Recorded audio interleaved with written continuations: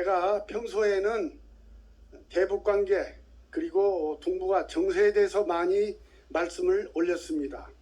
오늘은 아무래도 시기가 시기인 만큼 국내 정치에 대해서 한 말씀 아니할 수가 없습니다. 소도시에서 있었던 보고가 오고 있습니다. 종전선언 하자고 통반장들이 서명을 혈압을 돌리고 있습니다. 경험 많이 하고 계시죠. 그런데요, 여러분, 종전선언의 최종 목표는 무엇일까요? 종전선언의 최종 목표는 주한미군 철수입니다.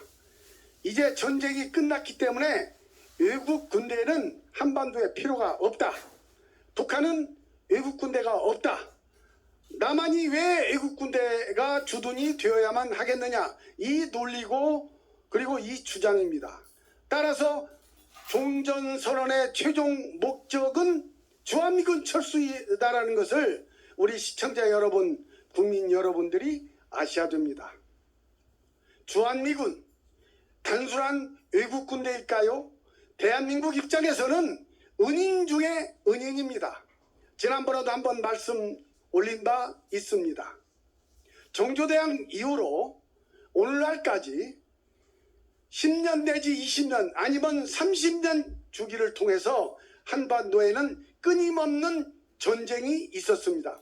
하다못해 신미양호, 병인양요 같은 사건도 있었고요. 그리고 왜구들의 침탈도 있었습니다. 청일전쟁이 이 한반도를 전쟁터로 만들었고요. 노일전쟁, 그리고 2차 세계대전, 여러분 너무나도 뼈아프게 알고 있는 6.25 전쟁도 전쟁터는 한반도였습니다. 그런데 1953년 7월 27일 이후로 한반도에는 지금까지 70년 동안 전쟁이 없었습니다. 이 전쟁이 없었던 이유는 무엇일까요? 바로 그것입니다. 주한미군입니다. 한미동맹입니다. 한미동맹과 주한미군 주둔이 있었기 때문에 감히 한반도가 전쟁터가 되지 않았다는 얘기올시다. 친애하는 시청자 여러분, 여기서 우리가 알고 짚고 넘어가야 할 것이 있습니다. 이 한미동맹 주한미군을 경히 여기고 무시하는 정치 세력이 있습니다. 그게 바로 문재인 주사파 정권이 올시다. 몇 번씩이나 말씀 올렸지만 과거 11사람의 대통령과 현재 문재인은 질이 다른 사람입니다. 그 전에 모든 대통령들은 자유민주주의, 시장경제, 한미동맹, 법치주의를 중히 여기고 그 길로 갔습니다. 문제는 있었지만요. 그런데 문제 많은 문재인은 자유민주주의자도 아니고 자유시장 경제주의자도 아니고 한미동맹주의자도 아니올시다. 법치주의자도 아니올시다.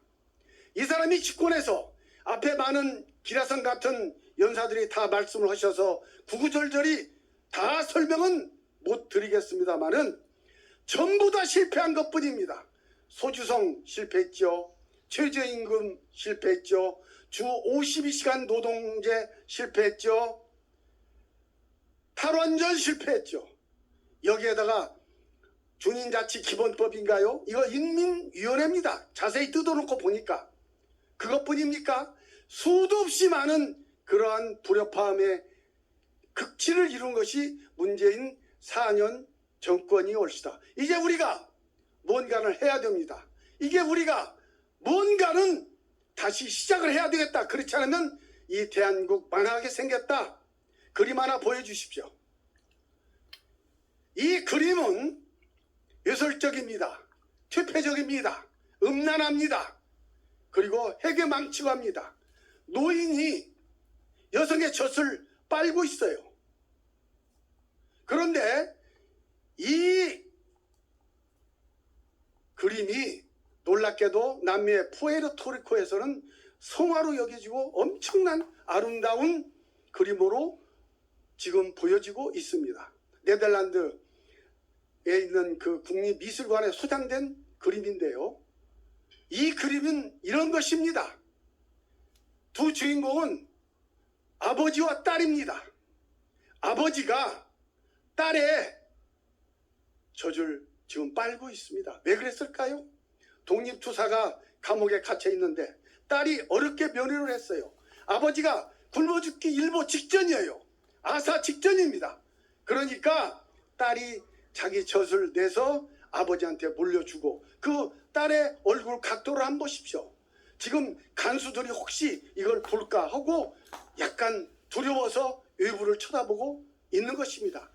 아버지에게 젖을 물려주면서 경계를 하고 있는 것입니다. 친애하는 시청자 여러분, 제가 어찌하여서 이 그림을 여러분께 제공을 한다고 생각하십니까? 저 젖을 빨고 있는 노인이 바로 우리의 대한민국의 현재 상황이다, 이런 얘기입니다.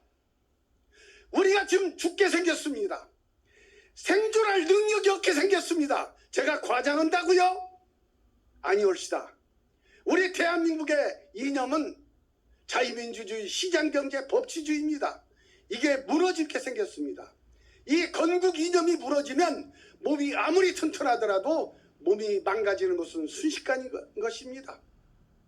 지금 대한민국이 지금 풍전등화와 같은 어려움에 있다는 것을, 저 노인과 같은 어려움에 있다는 것을 어떻게든 생존을 해야 되겠다는 그 상징으로 제가 저 그림을 여러분께 보여준 것입니다. 국민의힘, 당신들 지금 실수하고 있습니다. 당신들은 지금 국민을 분열시키고 있습니다. 당신들은 지금 서울시장과 부산시장 먹었다고 지금 의기양양해 하고 있고 벌써 대통령 다 탈환한 것으로 착각을 하고 있습니다. 천만의 말씀이옵시다. 하태경 의원님, 당신께 묻겠습니다. 어째서 홍준표가 국민의힘으로 입당하면 도로 한국당이라고 생각을 하고 계십니까? 이준석 젊은 최고위원님, 광화문 세력이 극우 세력이라고요? 당신들한테 묻겠습니다. 그러면 자유민주주의, 시장경제, 한미동맹을 주장하는 사람이 극우라고 한다면 우리는 얼마든지 극우를 받아들일 수가 있습니다. 문제는 당신들이 문제인 겁니다. 어떻게 하려고 그렇게 지금 의기양양하면서 쓴밥 더운 밥 가려서 먹으려고 하십니까? 태산은 한 주먹이 부족해서 태산이 안 된다는 말이 있어요. 대통령 선거는 한 사람이 투표가 되지 않아서 놓칠 수가 있는 것입니다. 오죽하면 지금 시중에 어떤 얘기들이 오가는지 아십니까? 제가 들려드리겠습니다. 무서운 얘기입니다.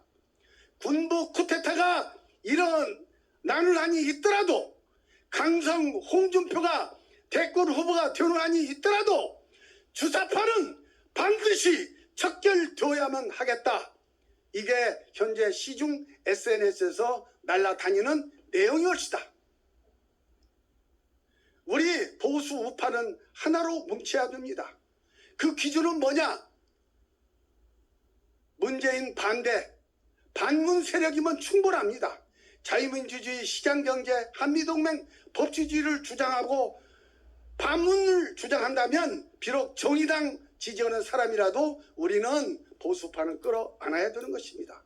그래서 내년 3월 9일 날 저희가 대전환이 일어나서 대통령을, 보수 우파 대통령이 나와야 된다, 이런 얘기입니다. 너무나도 간단한 것 아니겠습니까? 과거 역사를 한번 상기해 보십시오. 분열하면 패배하고 단결하면 이겼습니다. 노태우는 김영삼, 김대중 분열시켜서 이겼습니다. 대통령 됐습니다. 김영삼 씨는 3당 합당을 합쳐가지고 정권을 잡았습니다. 김대중 씨는 김종필 씨와 함께 DJP 연대를 해서 합쳐가지고 이겼지 않습니까? 그리고 노무현 씨도 정몽준이하고 합쳐가지고 이회창 씨를 이겼지 않습니까? 나중에 해프닝은 있었지만 어쨌든 이겼지 않습니까? 합하면 이기는 것입니다. 분열하면 지는 것입니다.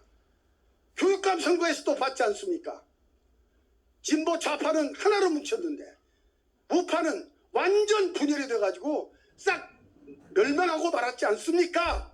이거 우리 경험으로 알면서도 하태경 씨, 이준석 씨 그따위 얘기를 합니까? 당신들은 야당을 할 자격이 없습니다. 보수 우파 우두머리가 될 수가 없습니다. 앞으로 중렬한 국민적인 심판이 있을 것이다. 이 말씀을 드립니다. 우리는 하나가 돼야 됩니다.